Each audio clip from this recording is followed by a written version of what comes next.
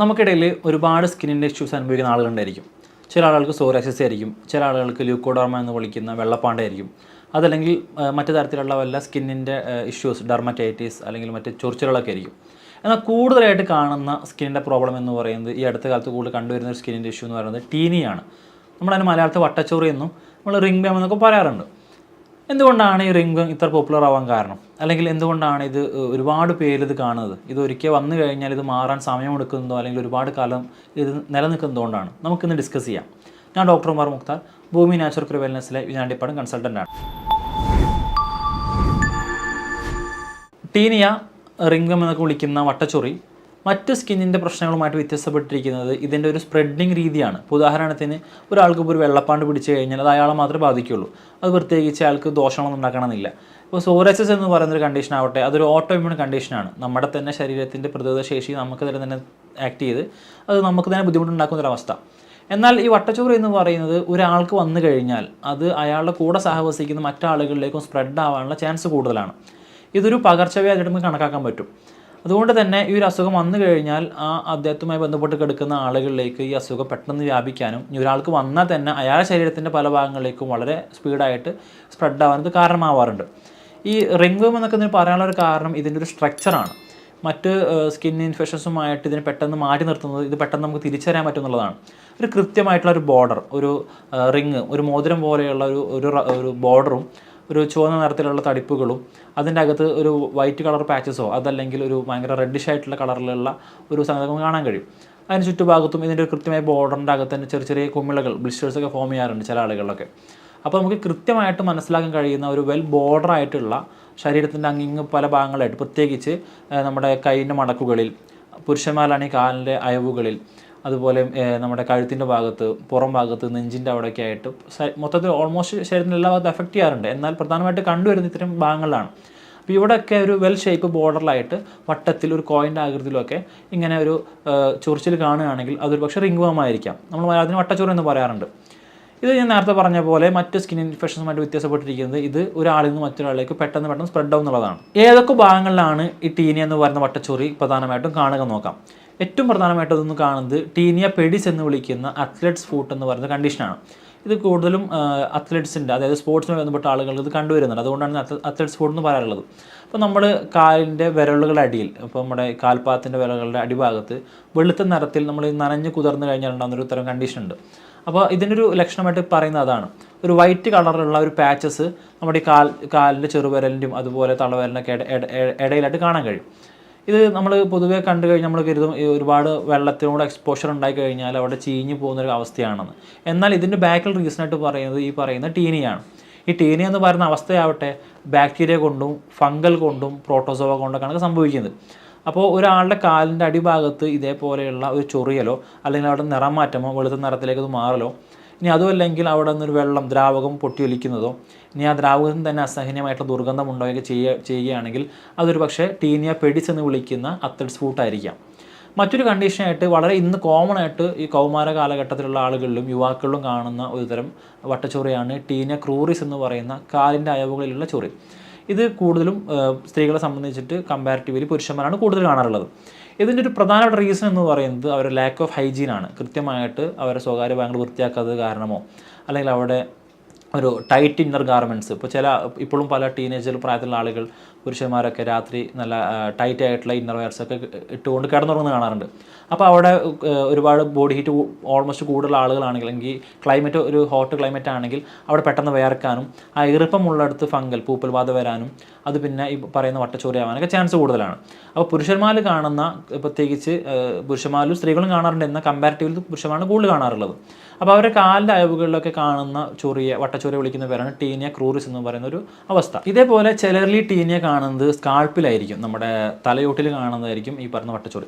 അപ്പോൾ ഇത്തരം കണ്ടീഷൻസ് നമ്മൾ ടീനിയ ക്യാപിറ്റിസ് എന്നും, ശരീരത്തിൻ്റെ മറ്റു പല ഭാഗങ്ങൾ പ്രത്യേകിച്ച് മടക്കുകളിലൊക്കെ കാണുന്ന ഈ വട്ടച്ചൊറിയെ ടീനിയ കോർപ്പോറസ് എന്നൊക്കെ പറയാറുണ്ട്. ചില ആളുകളിൽ അവരുടെ ശരീരത്തിന് ഒന്നും ബാധിക്കണം നിർബന്ധമുണ്ടാവില്ല. ചിലപ്പോൾ അവരുടെ ശരീരത്തിൻ്റെ എവിടെയെങ്കിലും ഇങ്ങനത്തെ സ്പോട്ടുകളോ ചൊറിച്ചിലൊന്നും ഉണ്ടാവില്ല. പക്ഷേ അവർക്ക് ഈ പറയുന്ന ടീനിയ അല്ലെങ്കിൽ വട്ടച്ചൊറി ബാധിക്കുന്നവർ നഖങ്ങളായിരിക്കും. അപ്പോൾ ഇത്തരം ആളുകളുടെ നഖത്തിൻ്റെ നിറം മാറ്റം, അല്ലെങ്കിൽ നഖം വളർച്ചത്തിന് മുന്നേ പൊട്ടിപ്പോവുക, അല്ലെങ്കിൽ നഖത്തിൻ്റെ ഒരു ഭംഗി നഷ്ടപ്പെടുക, അതല്ലെങ്കിൽ അതിനൊരു ഡിഫോർമേറ്റ് സംഭവിക്കുക തുടങ്ങിയിട്ടുള്ള സംഗതികളുണ്ടെങ്കിൽ അതിൻ്റെ റീസണായിട്ട് ഈ പറയുന്ന ടീനിയ നമുക്ക് പറയാൻ പറ്റും. എന്തൊക്കെ കാരണം കൊണ്ടാണ് ഈ ടീനിയ അല്ലെങ്കിൽ വട്ടച്ചൊറി കൂടുതലായിട്ട് കണ്ടുവരുന്നത്? ഏറ്റവും പ്രധാനമായിട്ട് പറയാനുള്ളത് നമ്മുടെ ഒരു ലാക്ക് ഓഫ് ഹൈജീൻ തന്നെയാണ്. നമ്മൾ വൃത്തിയായിട്ട് നമ്മുടെ ശരീരം സൂക്ഷിക്കുന്നില്ല എങ്കിൽ, അല്ലെങ്കിൽ നമ്മൾ ഒരുപാട് പുറത്തൊക്കെ പോയി വന്നിട്ട് നമ്മൾ പ്രോപ്പറായിട്ട് അത് വൃത്തിയാക്കുന്നില്ല, അല്ലെങ്കിൽ കുളിക്കുന്നില്ല, അങ്ങനത്തെ സന്ദർഭങ്ങളിലൊക്കെയാണ് നമ്മുടെ ശരീരത്തിനകത്ത് ഈർപ്പം കെട്ടിക്കിടക്കാനും, അതുപോലെ നമ്മളിപ്പോൾ ഒരുപാട് വയർത്ത് നമ്മൾ ഈ വയർപ്പിനെ കഴുകി കളയുന്നില്ലെങ്കിൽ അവിടേക്ക് ഇതേപോലത്തെ പൂപ്പൽ വരാനും ഫംഗൽ ബാധ വരാനും ബാക്ടീരിയയുടെ ഇൻഫെക്ഷൻസ് വരാനൊക്കെ ചാൻസ് ഉണ്ട്. അപ്പോൾ ഇത്തരം ആളുകളാണ് കൂടുതലായിട്ട് ടീനിയ കണ്ടുവരുന്നത്. പുരുഷന്മാരിലാവട്ടെ ഏറ്റവും കൂടുതൽ കാണുന്ന ഒരു കണ്ടീഷനാണ് ടീനിയ ക്രൂറിസ്, അല്ലെങ്കിൽ നമ്മുടെ ഈ ജോക്സിച്ച് എന്ന് പറയുന്ന കാലിനയവുകൾ കാണുന്ന ചൊറി നമ്മൾ നേരത്തെ പറഞ്ഞു കഴിഞ്ഞു. അപ്പോൾ ഇതിൻ്റെ കൂടുതൽ റീസൺ പറയുന്നത് ഇവർ കൂടുതൽ സമയം ടൈറ്റ് ഇന്നർ ഗാർമെൻറ്റ്സ് ഉപയോഗിക്കുന്ന കാരണമായിരിക്കും.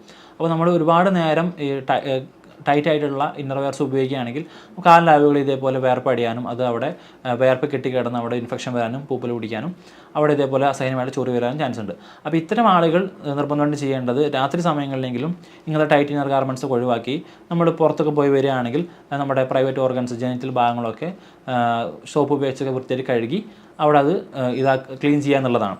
അപ്പോൾ നമുക്ക് ഇത്തരം സന്ദർഭങ്ങളിലൂടെ ഇത്തരം കാര്യങ്ങൾ ചെയ്യുന്നതിലൂടെ നമുക്ക് ആ ഒരു പ്രൈവറ്റ് പാർട്സിലൊക്കെ ഉണ്ടാവുന്ന സ്കിൻ ഇൻഫെക്ഷൻസ് ടീനിയൊക്കെ നമുക്ക് ഒരു പരിധി വരെ നമുക്ക് അവോയ്ഡ് ചെയ്യാൻ പറ്റും. ഇനി ഓൾറെഡി ഈ ടീനിയെ അഫക്റ്റ് ചെയ്ത ഒരാളാണെങ്കിൽ, ഇപ്പോൾ ഉദാഹരണത്തിന് ഒരു വ്യക്തിക്ക് ടീനിയ ഉണ്ടെങ്കിൽ ഈ വ്യക്തി ഉപയോഗിച്ചിട്ടുള്ള ഡ്രസ്സുകൾ ഷെയർ ചെയ്യുന്നത്, ഇപ്പോൾ നമ്മുടെ ഇപ്പോഴത്തെ ടീനേജ് ആളുകളിൽ കൂടുതൽ കണ്ടുവരുന്ന പ്രവണതയാണ് ഫ്രണ്ട്സിൻ്റെ ഒക്കെ ഡ്രസ്സുകൾ വാങ്ങി നമ്മൾ ഉപയോഗിക്കുന്നത്. അപ്പോൾ ഇത്തരം പ്രവൃത്തികൾ ചെയ്യുന്നത് വഴി വളരെ പെട്ടെന്ന് തന്നെ ഈ പറഞ്ഞ സ്കിൻ ഇൻഫെക്ഷൻസ് സ്പ്രെഡ് ആവും.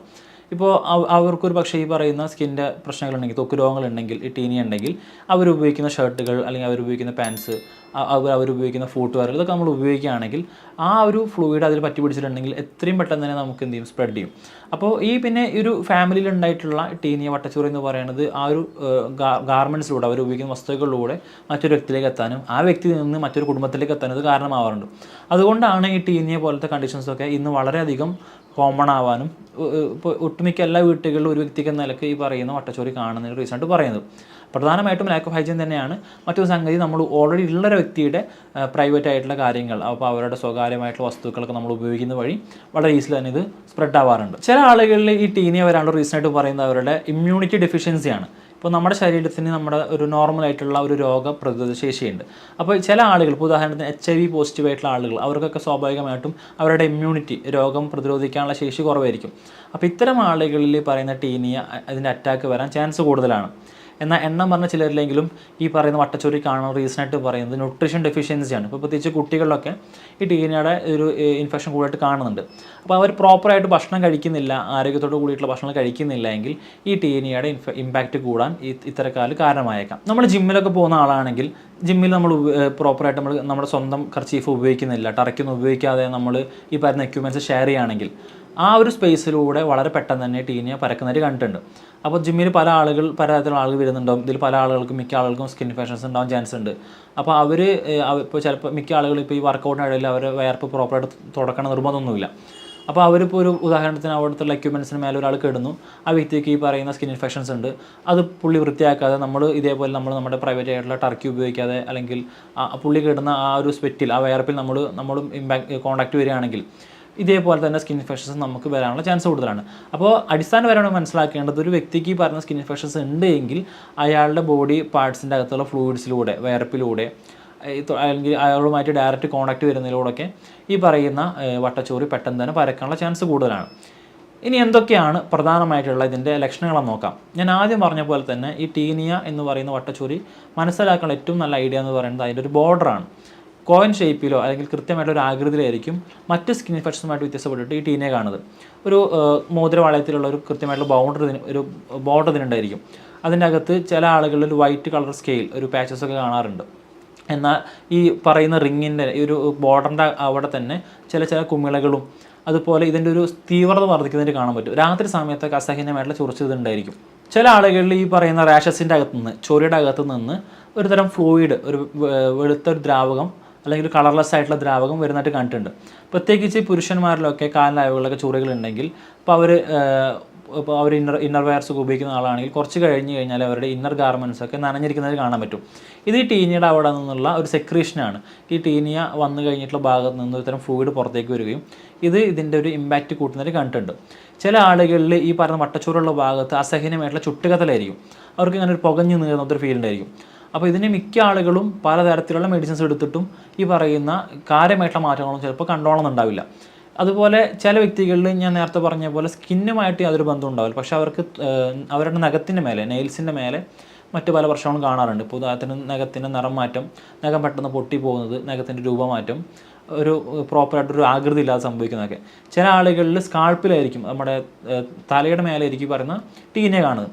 അപ്പോൾ ഇത്തരക്കാർക്ക് ഹെയർ ലോസ് ഒക്കെ കൂടുതലായിട്ട് കാണുക, ഒരു മുടി ഇങ്ങനെ ഒരു ക്രമമില്ലാതെ കൊഴിഞ്ഞു പോകുന്നതും, അല്ലെങ്കിൽ സ്കാൾപ്പിൽ തന്നെ ഒരു ഡാൻഡ്രഫിൻ്റെ പോലത്തെ ഒരു രൂപമാറ്റം സംഭവിക്കുന്നതും, അല്ലെങ്കിൽ അസഹനമായിട്ട് ചൊറിച്ചിലൊക്കെ ചില ആളുകളിൽ കാണാറുണ്ട്. ഇത് കൂടുതലും തലയുടെ മേലെ ഈ പറയുന്ന വട്ടച്ചൂര എഫക്റ്റുമ്പോഴാണ് ഇങ്ങനെ കാണുന്നത്. മിക്ക സ്കിൻ ഇൻഫെക്ഷൻസും ഓട്ടോമാറ്റിക്കായിട്ട് തന്നെ ക്യൂർ ആവാറുണ്ട്. ഇപ്പോൾ എക്സെപ്ഷൻ കേസുകളുണ്ട്. ഇപ്പോൾ ഉദാഹരണം സോറിയാസിസ്, വെള്ളപ്പാണ്ടൊക്കെ പോലത്തെ കേസുകളൊക്കെ നമ്മൾ ചിലപ്പോൾ പ്രോപ്പർ ഡയറ്റും ട്രീറ്റ്മെൻറ്റൊക്കെ ഉണ്ടെങ്കിൽ അത് നമുക്ക് പ്രിവെൻറ്റ് ചെയ്യാൻ പറ്റും. എന്നാൽ സാധാ കാണുന്ന ചില ചൊറികളൊക്കെ, പാർട്ടിക്കിരെ പോലത്തെ ചില ചൊറികളൊക്കെ അത് ഓട്ടോമാറ്റിക്കായിട്ട് തന്നെ ക്യൂർ ആവാറുണ്ട്.